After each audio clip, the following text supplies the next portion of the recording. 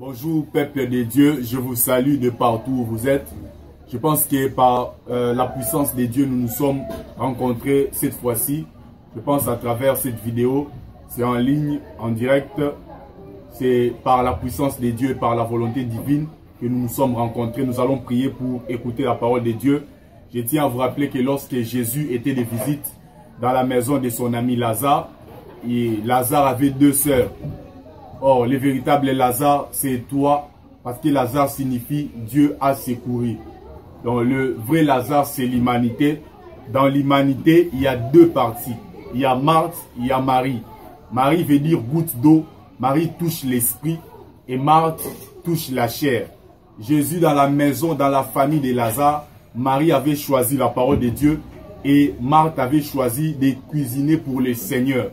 Qu'est-ce que Christ dira pour cette circonstance? Il dira, Marie a choisi la bonne part qui ne lui sera jamais ôtée, pendant que Marthe fait des choses qui lui sera ôtée. C'est ainsi que dans l'homme, l'esprit préfère la parole, et par la parole, l'esprit vivra éternellement. La chair préfère le mariage, la chair préfère les voitures et les impressions selon lesquelles la chair mourra. C'est pourquoi nous, les véritables maris, nous avons compris que la parole est pour nous des nécessaires. Nous allons prier pour l'écouter en toute édification. Seigneur éternel, nous te bénissons pour cet instant précieux. Nous te rendons grâce, Seigneur, parce que tu es le Dieu amoureux. Tu nous as aimés tant que tu nous as donné ta parole en révélation. Comme Jacob donna cette tunique de plusieurs couleurs à son fils Joseph. Seigneur Dieu, toi le vrai Jacob, donne-nous cette tunique qui est ta parole. Et qu'elle soit de plusieurs couleurs, qu'il y ait plusieurs arguments, Seigneur. Et que nous soyons convaincus dans le nom de Jésus. Amen. Par la grâce de Dieu, nous allons parler d'un thème qui nous sera vraiment de grande édification. Notre thème est tiré dans les livres d'Ésaïe, chapitre 8, verset 23e. Les Écritures disent, « Mais les ténèbres ne régneront pas pour toujours sur la terre où il y a maintenant des angoisses. Si les temps passés ont couvert d'opprobre le pays des Zaboulons et le pays de Nephtali, les temps à venir couvriront de gloire. La contrée voisine de la mer, au-delà du Jourdain, les territoires des gentils. » Gloire à toi, cher Saint-Esprit. Dieu est bon parce que la Bible dit, les ténèbres ne régneront pas pour toujours. Aujourd'hui, je suis venu avec un message qui va t'édifier que le diable ne prendra pas le dessus sur toi. C'est quoi d'abord les ténèbres? Les ténèbres signifient aveuglement. Le mot ténèbres veut juste dire aveuglement. Lorsqu'on dit le ténèbre ne régnera pas sur la terre dont on parle, c'est l'homme. Car la Bible dit que tu es poussière, tu retourneras dans la poussière. Donc nous retenons comme terre, c'est un bloc sec. C'est ça la terre. Lorsqu'on dit poussière, nous voyons la sécheresse. Nous retenons que la poussière, c'est l'homme. Lorsqu'on dit les ténèbres ne régnera pas pour toujours sur la terre, ça veut dire que l'aveuglement ne dominera pas à jamais sur l'homme. Je vous dirais que l'homme a des yeux physiques placés sur la tête, que nous voyons tous. Mais les yeux les plus importants se trouvent au niveau du cœur. Voilà pourquoi l'apôtre Paul dit, nous devons être le véritable Illuminati. Les diables prétendent mentir à ses acolytes qu'ils sont les vrais Illuminati. Mais c'est une sagesse charnelle, diabolique, terrestre, mondiale, une sagesse mondaine, une sagesse vaine. La véritable sagesse, c'est que les vrais Illuminati, ce sont nous les enfants de Dieu, parce que nous sommes illuminés par la puissance de l'œuvre de la croix. Voilà pourquoi l'apôtre Paul dit, les yeux de nos cœurs, ça veut dire, notre cœur doit être une bonne source. Les yeux de nos cœurs doivent être illuminés par le Saint-Esprit. Je vous dirais, lorsqu'on dit que le ténèbre ne régnera pas sur la terre, on parle de l'homme. Mais on parle de l'homme au niveau de l'âme, car l'âme aussi c'est la terre. Voilà pourquoi David, dans sa prière, il disait, « Seigneur Dieu, j'ai soif de toi comme une terre desséchée. Mon âme a soif de toi comme une terre desséchée. » Donc nous comprenons que l'âme représente la terre, parce que la nature nous enseigne le mystère que Dieu avait utilisé pour concevoir l'homme. Nous pouvons dire aisément que le ciel représente l'esprit, parce que la Bible dit que vos yeux soient branqués vers le ciel où il y a Christ. Or, Christ veut dire ouais, l'esprit. Donc, le ciel, c'est l'esprit. Et la terre représente la chair ou représente l'âme. Lorsqu'on dit les ténèbres ne régneront pas sur la terre, veut dire l'aveuglement ne dominera pas pour toujours sur l'âme de l'homme. Or, étymologiquement parlant, aveuglement dans un sens biblique veut dire souillir. Qui amène les ténèbres? C'est le diable qui amène les ténèbres. Et pourquoi les ténèbres? Il est écrit dans Apocalypse que rien de souillé n'entrera dans la ville sainte, la nouvelle Jérusalem. Je vous dirais, le combat du diable, ce n'est pas que tu ne puisses pas te marier. L'acharnement que le diable a sur toi, ce n'est pas que tu ne puisses pas voyager. Tout ça, ce sont des moyens qu'il utilise, mais il a un but précis. Peut-être te faire souffrir par la souffrance du célibat pour enfin te faire renoncer au grand Dieu Tout-Puissant. Le but du diable, c'est de tuer la tête de Jean-Baptiste. Voilà pourquoi Hérode, en voyant la fille d'Hérodias danser, cette fille-là séduit et il a donné en récompense la tête de Jean-Baptiste. C'est un enseignement, car Hérode, étymologiquement parlant, veut dire Dieu. Le vrai Dieu, c'est Adam. Hérode, c'est Adam. Épousant Hérodias, cette prostituée, c'est l'image du diable. Car la Bible dit, celui qui s'est fait un avec une prostituée, celui qui va vers une prostituée devient un. Ça montre comment est-ce que Adam s'était prostitué avec le diable. Il est devenu un. Le diable, c'est le père des mensonges. Adam est devenu le fils du mensonge, le fils de la rébellion. Voilà pourquoi Hérode, en s'associant à Hérodias, c'est l'image d'Adam, Hérode comme Dieu, Adam comme Dieu, qui s'associe à la sorcellerie de Jézabel, à la sorcellerie de Diane, à la sorcellerie de la Babylone la Grande, à la sorcellerie de la Reine du Ciel. Ce sont les différents termes qui sont utilisés dans les Saintes Écritures. Au moment opportun, nous en parlerons avec plus de précision. Hérode qui s'associe à Hérodias, c'est l'homme qui s'associe au mal, le diable. Voilà, la fille d'Hérodias, c'est synonyme du péché. Car enfant veut dire fruit des entrailles. Or, les fruits, il y a deux sortes de fruits. Les fruits de l'esprit et les fruits de la chair. Je prie au Saint-Esprit de saisir vos sens parce que nous allons un peu parler d'un langage spirituel pour les choses spirituelles. Voilà pourquoi Paul dit, nous n'avons qu'un seul langage pour exprimer les richesses infinies du Christ. Nous parlerons d'un langage spirituel concernant les choses spirituelles. Je pense qu'un mondain ne me comprendra pas, mais par la puissance du Saint-Esprit, je pense que le message parviendra à tous parce que c'est ça l'objectif. Hérode qui s'associe à Hérodias, c'est Adam qui s'associe au mal. La fille d'Hérodias, c'est l'image du péché, car le péché, c'est la sémence. Lorsque la fille d'Hérodias a montré à Hérode la beauté de la danse, Hérode a donné la tête de Jean-Baptiste. Or, Christ est le corps du Christ, dans le corps du Christ, Christ touche la tête. Et le corps, c'est nous. La tête signifie Christ lui-même, la sagesse d'en haut et l'intelligence spirituelle. Ça montre que le but du diable, c'est de te montrer la beauté du péché danse. Comment est-ce que la danse est devenue le péché? Lorsque Moïse était descendu de la montagne sainte, la montagne de Sinaï, pour communiquer la loi, il trouva le peuple qui avait érigé un veau d'or et qui dansait à l'honneur du veau d'or. Danser, en d'autres termes, veut dire accomplir la volonté du mal. Cette fille qui dansait, ça montre le péché qui montre toute sa gloire. Voilà pourquoi le diable avait amené notre Seigneur Jésus-Christ sur la montagne pour lui montrer la gloire du péché. Lorsque Hérode a montré, la fille d'Hérodias a montré à Hérode la beauté du péché, Hérode a donné la tête de Jean-Baptiste. Le seul but du diable, il te montrera toute la gloire de ce monde. C'est dans un seul objectif, c'est de donner la tête de Jean-Baptiste, étouffer l'esprit en toi, étouffer la sagesse et l'intelligence de Dieu en toi. Le diable avait sémé une mauvaise sémence dans l'homme. Voilà pourquoi la Bible dit, le fils de l'homme avait sémé, l'ennemi est venu s'aimer la nuit. Ça montrait comment est-ce que Dieu avait créé l'homme. Il a placé dans Éden, qui veut dire les délices, dans la volonté parfaite de Dieu. Le diable est venu s'aimer une sémence pour ôter l'homme de l'Éden, pour l'enlever dans le chemin que Dieu avait placé. Voilà pourquoi Christ dira, je suis venu pour ramener l'homme, les brebis perdues de la maison d'Israël. Ça veut dire, il est venu pour ramener l'homme dans les rails. Les ténèbres ne régnera pas pour toujours sur l'homme. Ça veut dire, la souillure ou les péchés ne dominera pas à jamais dans l'âme. Lorsque la souillure, s'associe à l'âme de l'homme. C'est ça le terme biblique qu'on appelle le vieil homme. Ça veut dire, lorsqu'en d'autres termes on dit le ténèbre ne régnera pas pour toujours sur l'âme, sur la terre, ça veut dire l'homme ne demeurera pas à jamais un vieil homme. L'homme doit être transformé. Voilà pourquoi c'est Christ qui est ce puissant rédempteur qui est venu nous racheter, ça veut dire qui est venu détruire le mal qui était en nous. Je pourrais illustrer cela par l'exemple d'Élisée. Élisée signifie le salut. Le véritable Élisée, c'est Jésus lui-même. Élisée arrivait dans Jéricho.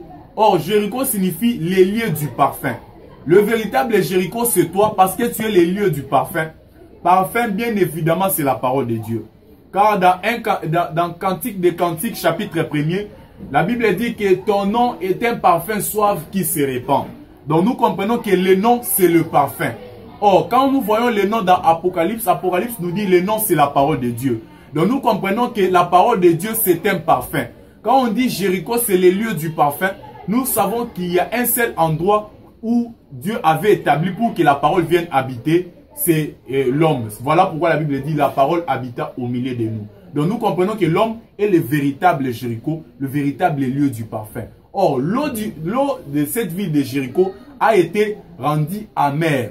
La source était devenue amère. C'est quoi la source selon la parole de Dieu? La source selon la parole de Dieu signifie le cœur. Car la Bible dit, garde ton cœur plus que toute autre chose, car c'est de lui que deviennent les sources de la vie. Donc nous comprenons que le cœur c'est une source. L'âme c'est une source. La source de Jéricho qui était devenue amère, ça montrait comment est-ce que le cœur de l'homme était devenu ruiné. Le cœur de l'homme était devenu influencé dans le mal. Le cœur de l'homme était devenu, avait perdu la gloire ancienne que Dieu avait créée. Le cœur de l'homme était tourné vers le mal. Voilà pourquoi la source de Jéricho était amère. Mais qu'est-ce que Élisée avait fait? Élisée comme prophète, c'est le type de Jésus, car Élisée signifie le salut. Élisée est allé jusqu'à la source, il a jeté le sel. Or, le sel, selon l'étymologie, le sel vient du terme latin sela qui veut dire la vie. Donc, Élisée devait donner une vie pour que cette vie puisse détruire l'amertume qui était dans la source. Ça montre comment est-ce que Christ à la croix devait donner une vie. Quand on dit que Christ avait donné une vie, ce n'est pas la vie physique, mais il avait donné l'esprit. Car la Bible dit l'esprit est vivifiant. Donc nous comprenons que la vie ne touche que l'esprit. La chair est vaine.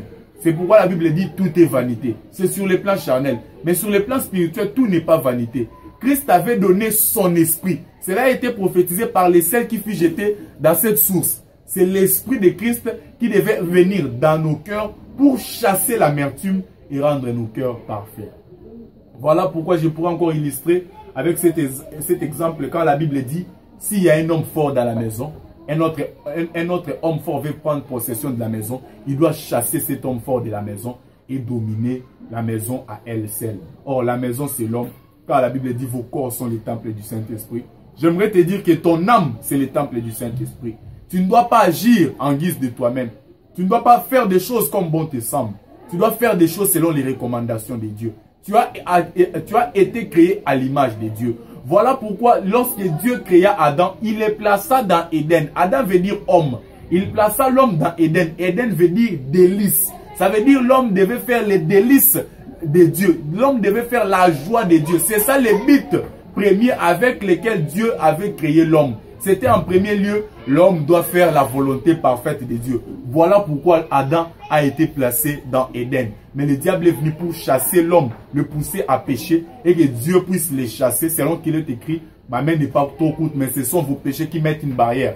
Dieu résidant dans Éden, il devait chasser Adam parce que ces derniers étaient devenus impurs. Mais comme le fils prodigue était rentré après avoir demandé à son père sa fortune, or, la fortune avec laquelle ce fils prodigue était allé, c'est le Saint-Esprit qui est cette véritable fortune. Le fils prodigue qui quitte la maison de son père pour aller au pays lointain, c'est Adam qui quitte l'esprit pour porter la chair. C'est ça le pays lointain. Il a vidé la richesse avec les prostituées. Ça montre comment est-ce qu'Adam avait étouffé l'esprit avec cette prostituée qu'on appelle le diable. C'est quoi la prostitution? Selon la parole de Dieu, la prostitution, c'est le fait de ne pas accomplir la parole de Dieu. Car Dieu est notre mari, quand on l'appelle le maître de tout esprit. Donc il est maître, nous comme femmes, on lui doit la soumission. Lorsque tu n'obéis plus à ton mari, ça veut dire que tu obéis à un autre homme. C'est ça la prostitution. Du fait que le diable s'était rebellé à la volonté parfaite de Dieu, voilà pourquoi on lui colle cette étiquette, la véritable prostituée, et que celui qui s'unit à lui devient aussi prostitué et doit être chassé de la maison. Nous voyons les fils prodigues finir la richesse avec les prostituées. C'est Adam qui est ce fils prodigue, qui a étouffé l'esprit avec le diable. Et plus loin, la Bible dit, le fils prodigue commençait à prendre soin des porcs. Or, le porc, c'est synonyme, dans la loi de Moïse, le porc incarnait l'impureté. Or, ce qui est impur, ce sont les mauvais esprits, les démons. Ça montrait comment est-ce que Adam, non seulement après avoir étouffé l'esprit, il se limitera par là, mais il sera un serviteur des démons. Voilà pourquoi ce fils prodigue prenait soin des porcs. Il mangeait la nourriture des porcs. Or, la nourriture, il y a deux sortes de nourriture. La nourriture spirituelle et charnelle. Spirituelle, celle d'accomplir la volonté de Dieu. Charnelle, celle d'obéir à la doctrine des démons. À obéir au prince Belzéboul. Nous allons en parler une autre fois par la grâce de Dieu. C'est ce fils prodigue qui mangeait la nourriture des porcs. Montrer comment est-ce que Adam commençait à obéir à la doctrine des démons. Il faisait la volonté des démons. Mais ce fils prodigue était rentré. Et la Bible dit, on lui enleva cette tunique de saleté. On lui mit une tunique de fête. Or, la tunique de saleté veut dire, on a changé son cœur. Il n'y avait plus de vieil homme en lui. On a détruit cet état d'esprit du péché. On lui a donné cet état d'esprit d'un homme saint. On lui a donné cet état d'esprit d'un homme renouvelé.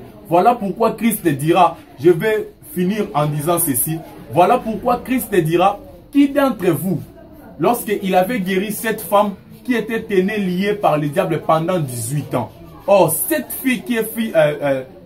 femme qui était fille d'Abraham, c'est toi et moi. Parce que nous sommes filles d'Abraham, en dépit, le véritable Abraham, c'est Dieu, car Abraham veut dire Père des Lumières. Jacques qualifie notre Dieu comme étant le véritable Abraham en l'appelant Père des Lumières. Donc nous comprenons que cette fille d'Abraham, c'est toi et moi, on était tenus et liés par le diable. Comment ça? C'était pendant 18 ans. Ça montre tous les temps de la loi. Le chiffre 18, c'est le chiffre de la loi. Comment? Dans les chandeliers, il y avait 7 pieds, 7 chandeliers. Et le 6 chandeliers tiraient leur force d'un seul chandelier, le 7e. Ça montre comment est-ce que les 6 jours tirent leur force du 7e jour, le jour du repos.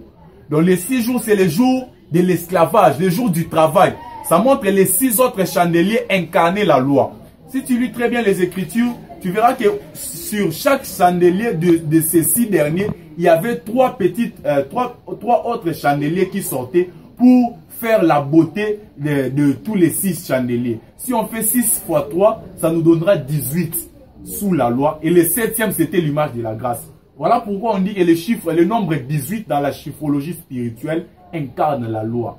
Cette femme qui a été tenue et liée pendant 18 ans incarne la loi durant laquelle l'homme a été sous le joug du diable. Mais Christ était venu pour nous faire sortir pendant tous les 6 jours du travail et nous faire entrer dans le repos. Voilà pourquoi dans la loi de Moïse, on dira, ton esclave va travailler du lundi jusqu'au samedi, les 6 jours de la semaine. Le 7e jour, il se reposera. C'était une prophétie. Nous devons être sous l'esclavage du diable pendant 6 jours, ça veut dire le temps de la loi. Le 7e, le jour du repos, c'est la grâce. La grâce, comment est-ce que c'est devenu le 7e? Christ en venant, il nous dit, il nous donnera du repos. Donc nous comprenons qu'il est le véritable jour du dimanche. Je vous dirai, dans la connaissance ou charnellement, nous célébrons Dieu. On dit culte des dimanches, culte d'adoration seulement les dimanches. Je vous dirai, à l'ère où on est, depuis que Christ était mort sur la croix, on est toujours dimanche, au jour de Dieu.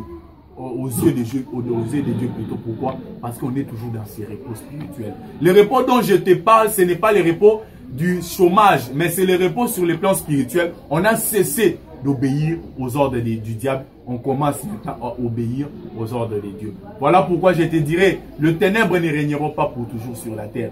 Le ténèbre ne régneront pas pour toujours dans ton âme. Le ténèbre a pour but de te fermer les yeux pour que tu ne puisses pas voir la nouvelle Jérusalem. Et je te dirai, la nouvelle Jérusalem, c'est Jésus lui-même transformé. Car Jérusalem signifie la demeure de la paix. Or, en venant sur la terre, Ésaïe chapitre 9, verset quelque chose, la Bible dit, les qualifie de prince de paix. Donc nous comprenons qu'il est cette véritable Jérusalem. Or, n'oublions pas qu'avant que la nouvelle Jérusalem vienne, il y a encore cette nouvelle Jérusalem qui sera anéantie et une autre nouvelle Jérusalem. Ça prophétise Christ est venu dans la chair, il est mort et Christ est ressuscité et qui demeure incorruptible. Comment est-ce que la nouvelle Jérusalem est devenue Christ? Dans la nouvelle Jérusalem, il y a 12 fondements qui ne sont que les 12 noms des 12 apôtres de l'agneau. Et il y a 12 portes qui ne sont que les 12 noms des 12 fils d'Israël. Je pourrais expliquer brièvement. Les 12 noms des 12 apôtres de Christ, c'est Christ seulement lui-même. Car la Bible dit, un disciple accompli sera comme son maître. Pierre accompli, il est devenu Christ. Donc nous comprenons que Christ est lui-même ses fondements. Et les 12 autres qui sont les 12 noms des enfants d'Israël, Christ est le véritable Israël. Car Israël signifie celui qui a combattu avec Dieu et avec les hommes, il a vaincu. Et ces 12 fils ne parlent que du Christ. Comme le véritable soleil, le soleil à 12 heures. Voilà pourquoi Christ est tous ces 12-là. La nouvelle Jérusalem, c'est Christ lui-même. C'est pourquoi il dit, je pars vous préparer une maison. Cette maison, c'est son corps transformé. Nous entrerons dans son corps et nous mangerons le miel. Voilà pourquoi le lion doit être déchiré et au milieu on doit trouver le miel, la vie éternelle. On entrera en Christ et dans Christ, nous vivrons éternellement. Fais bannir la crainte de ce monde. Fais bannir l'impudicité, fais bannir le mal, car tu es déjà renouvelé. Tu es déjà une âme nouvelle et les ténèbres est chassé en toi, car Christ est le véritable chasseur des démons. Que Dieu nous bénisse.